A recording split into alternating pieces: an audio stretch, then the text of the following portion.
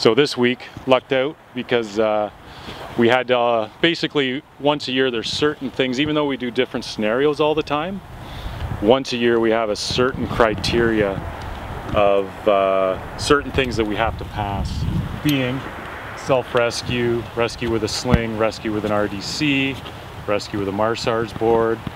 We also have rescue with just a rope and a sling basically, and it's a checklist that you got to do once a year just to stay proficient at your ice rescue during the winter and swiftwater rescue during the summer, which has its own set of checklists that I gotta do. If you end up in the water and you don't get yourself out within about 5 minutes, you're gonna start noticing yourself getting weaker, colder, and that's when people don't start making it to the side. Just the same as in the ponds around the city, if they end up in the water and they can't get themselves out in that first 5 minutes, well then things become a lot harder.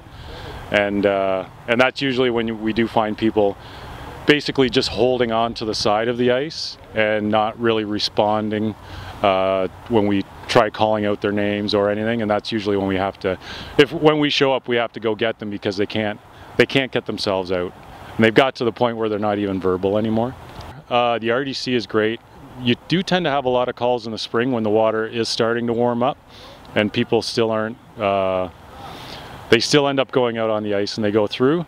Well, the RDC doesn't, even if the ice breaks, we can keep moving forward much easier.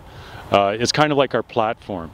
So if two guys go out and the ice starts breaking underneath them, now they're swimming and constantly self-rescuing themselves and breaking ice as they're getting to the person stuck out on the ice. With the RDC, it displaces your weight a lot better, and if you go through, you just kind of hop up on, and then we also have paddles that we use if the ice breaks.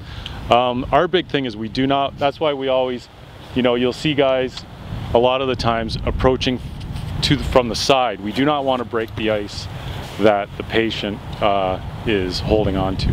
Absolutely. So the RDC is great for distributing your weight that way. Ice is always dangerous. You always have to, especially on a river. Yeah. The river, it's always moving.